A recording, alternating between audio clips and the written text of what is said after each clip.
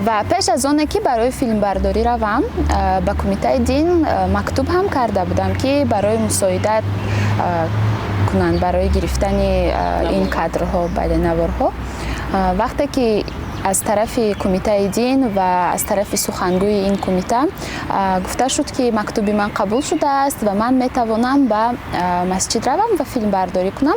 Ҳамзамон назари худи сухангӯи ин кумита Афшин Муқимам ба ман лозим омада буд ва худи ҳамун рӯз рӯзи 14 апрел рӯзи ҷумъа ман соати 12 наздикии соати 12 ба пеши Афшин Муқим рафтам, аз он назарашро гирифтам ва баъд аз Афшин Муқим равона шудам ба масҷиди марказии шаҳри Душанбе ва вақте ки он ҷо рафтам ва ҳатто Афшин Муқим яке аз кормандони масҷиди марказиро ба рақами шумораи телефонашро ба ман дода буд ки барояш занг занам ва ӯ ҳам кӯмак кунад барои наворбардорӣ. Ва вақте ки ман пеш аз он ҷо рафтам ман ба ин корманд занг задам ва ӯ гуфт ки метавонам оям. Вақте ки ман он ҷо расидам дигар ба зангҳои ман ҷавоб надод ва маро мебоист ки корамро иҷро кунам бисолати касбии худро, барое ки бояд гузоришро омода ҳам мекардам. Ва пас аз ин вақте ман корро шурӯъ кардам, аввал муҳофизи ҳамон ҷо наздики ман шуд ва гуфт ки чӣ кор мекунам, барои чӣ омадам, барояш фаҳмондам. Ва ӯ дигар ҳамкорони худро хонд пеши ӯ оянд ва вақте ки онҳо ба пеши ман омаданд ва гуфтанд ки бояд камерамро хомӯш кунам ва филмбардорӣ накунам.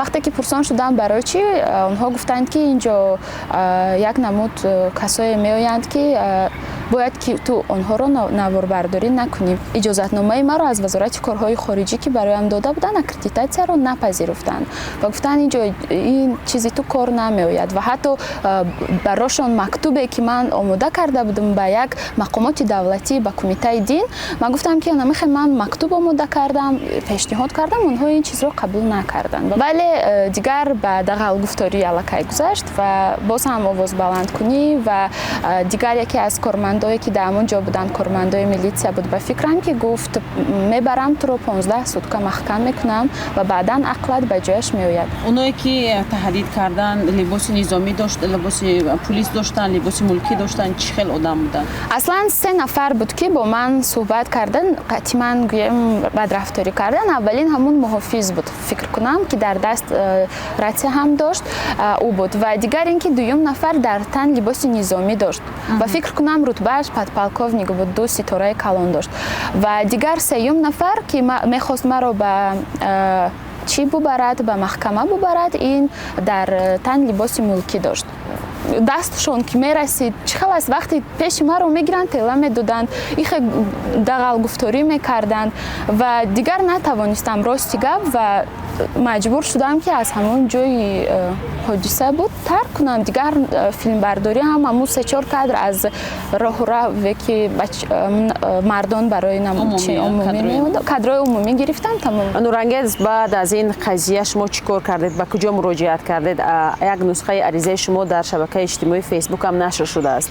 қисмати муҳиме аст ки ман ҳамчун зан ин ҳолата ҳеҷ вақт бахшида наметавонам ва ман ариза ҳам омода кардам ва ба Вазорати корҳои хориҷа пешниҳод кардам ва бояд ки ин ариза дар он ҷо баррасӣ шуда ба Вазорати корҳои дохилӣ пешниҳод карда шавад.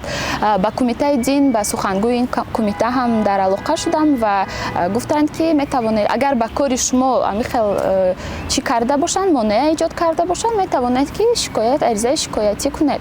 Ва ман ариза кардам ва дар ҳолати зарур будани ҳамон мактубе ки имзо шудааст, метавонанд ба Кумитаи дин, Вазорати корҳои хориҷӣ ё дохила дархост кунанд ки ҳамон мактуби маро пешниҳод кунанд. Нома ба номи раиси дастгоҳ Озода Раҳмон чӣ ҳадаф дошт? Аслан барои чӣ ман ин номаро навиштам? Барое ки ман ҳеҷ ҳам таҳаммул карда наметавонам ки нисбати як зан дар кишваре ки раиси дастгоҳи иҷроияи президенти Ҷумҳурии Тоҷикистон як зани муваффақ аст, ба мисоли Озода Раҳмон ки ӯро на танҳо дар кишвар, дар тамоми ҷаҳон медонанд, бо як зани хабарнигор чунин рафтор мекунанд. Ба ягон далеле дорӣ ки масалан чиҳо мегуфтанд таҳдид мекарданд, сабт аст, навор аст, акс аст, садо аст, чӣ аст? вақте ки аллакай суҳбатҳои онҳо бисёр дағалона мешуд ва бисёр суханҳоеро мегуфтанд ки тоқатнопазир буд, ман рӯи рост гуфтам ки ман шуморо акс мегирам, суҳбатамонро чӣ мекунам, сабт мекунам ва ба ҷои лозима пешниҳодам мекунам. Вале вақте ман телефонамро аз сумкаам гирифтам ва мехостам сабт кунам, як-ду акс гирифтам ва мехостам сабт кунам, телефони маро гирифтанд, мон нафаре ки дар тан либоси низомӣ дошт, чири маро гирифтанд ва гирифтан кур карданд чанд аксу ва садо мутаассифона сабт нашуд.